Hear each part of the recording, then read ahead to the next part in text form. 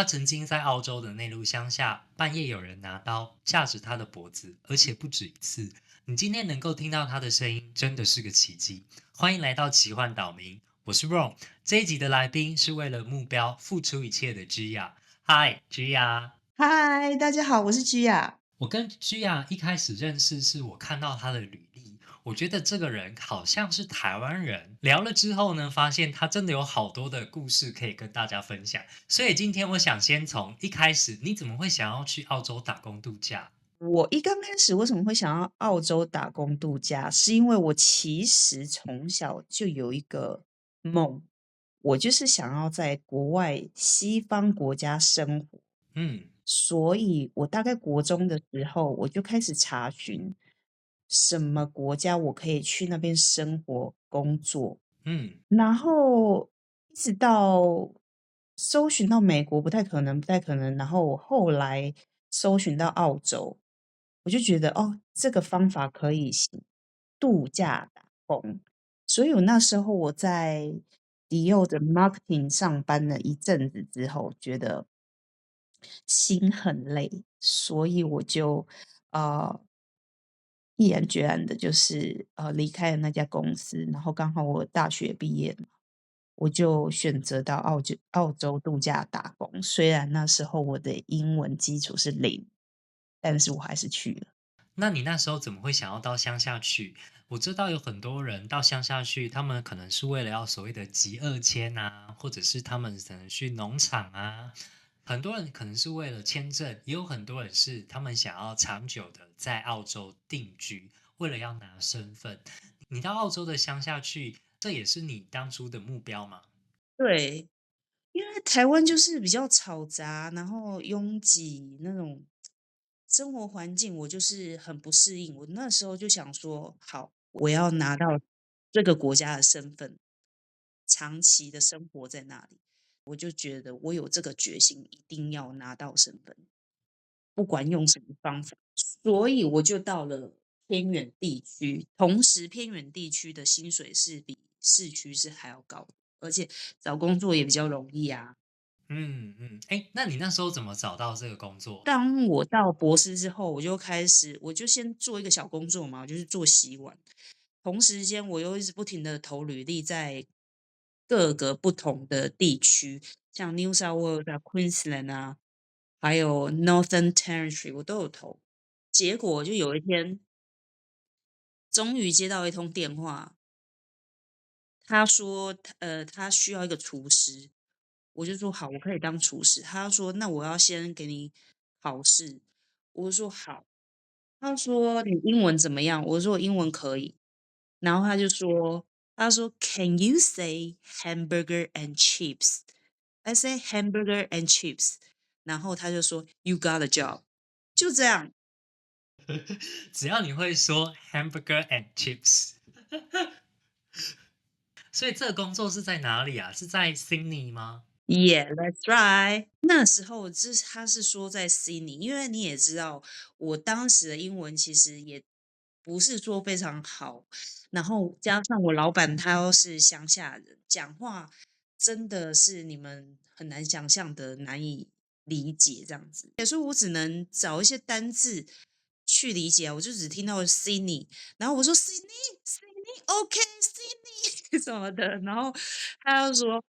然后我就想说我要去悉尼了，然后我就好开心哦，因为他还有提供那个住宿，还有吃饭什么都是免费。后来我就搭飞机从 Perth 到悉尼嘛，然后我就照他的那个指示说，你到悉尼之后你要搭火车。我想说可能就是郊区吧，you know，悉尼这么大，我就想说要去郊区，我也没有放在心上，因为你也知道背包客很天真。OK，所以你坐了火车我坐了火车，结果这个地方就是我坐了5个钟头之后，老板跟我讲说还要再搭巴士。啊、那我想说巴士可能10分钟、30分钟之类的，结果你知道吗？我火车从早上7:15就开始坐，一直坐到达目的地的时候已经是晚上9点。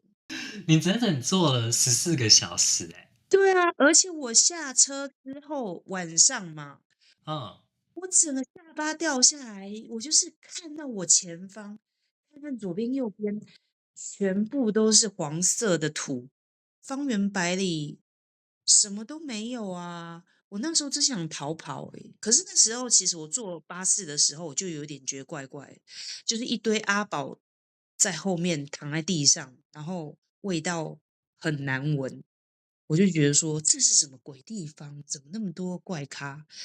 我就觉得很奇怪，为什么大家都要跟我去同一个地方？就是觉得说这群怪咖要跟我去同一个地方，那我是不是好像有不祥预兆这样？然后等到下车之后，我才发现好像中招了，所以我那时候只想说啊，没关系啦，就待3个月就好。结果一待就是5年，就是5年。那个城镇你说百里之内只有你们那一家店，对不对？你是在一个加油站，然后跟一个商店混合在一起。你们那个镇上就只有这一间店，那你们镇上大概有多少人？我们镇上只有300人，所以几乎就是每个人都认识彼此。但是300人里面，大概有299个都是 Aboriginal。所以你真的是对他们来说，你就是外国人，你很新鲜呢。那他们看到你的时候，不会觉得你是很像外星人吗？对啊，他们就是没有看过像我长这样的人，因为他们一辈子都是待在内陆。我是唯一的亚洲人，我从来没有看过任何亚洲人在那个地方。OK，所以你在那个地方待了5年。那你在这5年当中，你从一开始哇，你觉得来到了一个荒郊野外，你甚至想要逃跑。那这5年是什么样的原因让你继续坚持待在这里？其实说真的啊，这5年来啊，我每一天都想要逃跑，我每一天都不想做。但是坚持下来一个动力，就是我当初的一个念头，我的初衷就是我要留下来。嗯哼，你想要拿到PR，也就是所谓的身份，对不对？身份，对。这5年有什么样的事情是让你哇，你真的觉得真的快忍无可忍？忍无可忍，每天都有我就是常常先讲那边的环境好了，那边的环境就是气温很恶劣，那时候常常会有每次啊，每到夏天都会有新闻台去那边播，就是去采访说，我们这是全澳气温最高的地方。夏天就是室内的话，室内哦47度。室内47度，哇！我记得我在澳洲的时候呢，如果是夏天，基本上我出门都会擦防晒，因为澳洲的天气很好，换句话说就是阳光的紫外线很强，所以呢，你一定要做好这个皮肤的防护，要不然你很容易会晒伤。呃，那在那个地方47度，我想那个紫外线一定很可怕，对不对？对，而且外面的温度更高，是差不多50几度这样，所以没有人敢出去啊。你知道外面，你只要一走出去，1秒你的皮肤就变红。即使我们是常常在晒太阳的人，你说那个是有多危险？出去你一定要穿，就是要有防护措施，不然是很危险的。那除了环境恶劣，你跟人的相处上还 OK 吧？那边只有300个人，而且你说可能有299个人都是阿宝，就是所谓的原住民。其实你对于他们来说是非常陌生的，对不对？那你有没有遇到一些让你真的觉得很害怕或很可怕的事情？阿宝的这个性是这样，他们看到你啊，他们对你不熟识，他们都会先给你下马威，所以他们刚开始对我的态度是很不好、很恶劣的，就是会一直呃对我大叫啊，或者是想要揍我啊什么之类的这些行为出现。但是其实到最后，他们就是也是把你当做他们家的一份子，就是也是当朋友。但是我还是遇到很多危险的事情，因为毕竟他们酒精跟毒品是非常泛滥的一个地方，这样。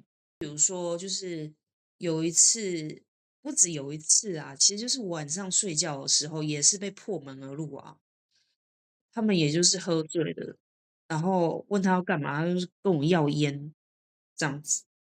或者就是破门而入，他们也没有要干嘛，然后就是讲一大堆我听不懂话，然后就是很害怕这样。可是还好那时候我那时候的老板啊，他就是有阻吓他们，因为我老板块头很大，就是有阻吓他们，然后就有去报警的什么之类的。那你的老板也是阿宝吗？我的工作的同事还有老板全部都是白人啊，阿宝怎么可能工作？阿宝不可能工作。为什么阿宝不可能工作？你知道政府在那个地方设了一个就是帮他们找工作的机构，帮助他们哦，帮助每一个阿宝，关心他们，帮助他们，协助他们找工作。可是换得的下场是每天这个机构就被淡洗。而且我知道，像在澳洲啊，如果你是在街头上面当流浪汉，你可能领的政府补助呢，都比你去上班还多。那所以那边的阿宝是不是有很多补助可以领？所以他们可能就觉得我也不需要这么认真努力的去工作。对，我跟你讲，你听到这个一定会觉得非常离谱。那边的阿宝，他们的工作是什么？就是不停的生孩子，因为生一个孩子就可以拿好几百。所以他就不停的生孩子啊，跟不同的老婆生孩子。我有一个就是在那边有一个男的阿宝，他就有34个孩子。34个哎，哇！Yeah, that's right。他就是靠这个过活的。所以如果台湾要增进那个生育率的话，就是大撒钱、大扫币就好了啊，所有问题都解决了。对啊，你看澳洲政府已经做给你看。没错，我跟你讲，那孩子多到他自己都不记得，就觉得说很离谱。而且你知道，他每次看我的眼神，我都很想吐欸，就是对我抛媚眼这样子。我心想说，你想干嘛？那应该不止他跟你抛媚眼，应该有很多人跟你抛媚眼吧？有啊，其实毕竟我是一个单身的 Asian girl，其实是他们是会想要做些什么的，就是例如我老板，嗯哼。我老板的女朋友是我的闺蜜这样子，然后有一次我闺蜜她就是出远门去旅游，那我老板他就是会趁我闺蜜不在的时候，这段期间，然后来找我喝酒，然后就会对我毛手毛脚，就是突然抱紧我这样子。然后其实由于因为我住的地方也是比较偏就是安静，然后很暗的地方，所以我都会很害怕，我就会说，我要去睡觉了，这样。而且我觉得对你来说，这是一个很尴尬的处境，因为他是你的老板，你为了要拿身份，所以呢，感觉你必须处在这个恐怖平衡之下。没错。哇，我觉得你在澳洲的经历跟故事真的是很离谱欸，就是完完全全的超乎我的想象之外。因为像我自己就没有去到这么偏远的地方过，那这已经是你最离谱的经验了吗？其实老实说，在 Wilkenia 这段日子啊，每天都是有离谱的事情发生，这是真的。即使现在我已经离开了，我老板娘每天都告诉我一些离谱的事情。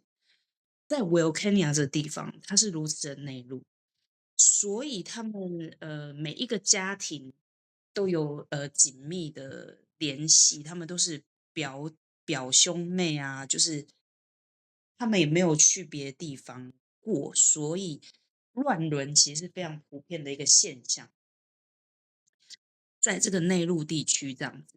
还有一个现象就是，其实他们的欲望是无法发泄在那个内陆地方，所以就是导致很多人会对动物有一些性侵害的行为出现。哇，这真的是我没有办法用打开我的眼界来形容，因为这已经 blow my mind。所以咯，很多很多他们那里的人呐、都是同性，而且他们的关系可能就是姐弟啊，或是兄妹，或是表兄妹，可是他们又同时生下了其他的小孩，就是我说的乱伦的现象，所以他们变成一个很大的家族。那青少年呢，通常会侵犯动物的都是青少年居多，因为他们还处在一个尴尬害羞的阶段，然后他们已经开始有欲望，他们就是会去强奸羊啊，强奸猫啊，不是猫，强奸牛啊这些的，都有那个影片拍下来，因为那些农场的主人就会公布啊，然后我就会觉得说，这样子好像会造成他们内心的阴影，他们知道他们错了，但是你公布那些影片，这样是不是不太嗯，是不是因为他们的受教育程度其实也不高，所以他们也很难获得这些正确的知识？对，没错，他们很多都是文盲，他们不去上课，很多都是文盲一辈子，所以就是受教育的程度很低，他们也懂得不多，他们其实想法也很简单。嗯嗯嗯。可是我有看到一篇文章是说，这个地方好像它的自杀率很高，诶，为什么？这就是我刚刚说的，他们都没有工作，也没有事做，每天就是喝酒跟吸毒，导致于他们会有很严重情绪上的问题，又一直不停的乱伦或强奸动物这些的。他们家庭的关系是非常的紧密，所以他们很多人都是因为忧郁症而自杀，或者是有些人无法接受自己至亲的人去世，就是也自己也不想活，自杀。我们每一个月那时候都会有人自杀，每一个月。而且你又在镇上唯一的商店，你其实已经大概都能够记住他们是谁了。对，其实会很难过的欸，就是会觉得说，有什么事不能好好讲，你为什么要选择自杀？那些客人我都认识，而且他们都是小孩子，都是青少年。而且后来有些人还会打电话给你，对不对？对啊，其实我不知道为什么他们内心总是有很痛苦的想法，所以他们会想要找一个人聊聊天还是什么。可是其实我说真的，他们10句里面9句我也听不太懂，因为他们就是讲话那个太难懂。那即使是澳洲人，我有问过澳洲白人，他们听得懂吗？他们就是讲了一大堆，刚刚讲了一大堆，我就说他刚刚讲什么？他说：我也不知道，听不懂。”所以这5年在澳洲乡下的奇幻之旅，Gia 呢，他拿到了他的身份。可是这5年，他其实要面对的是这些完全不认识的人，而且甚至是威胁到他生命安全的一些经验跟人事物。而且一个女生到一个全新的地方，你觉得在这5年当中，支撑你最大的关键的动力是什么？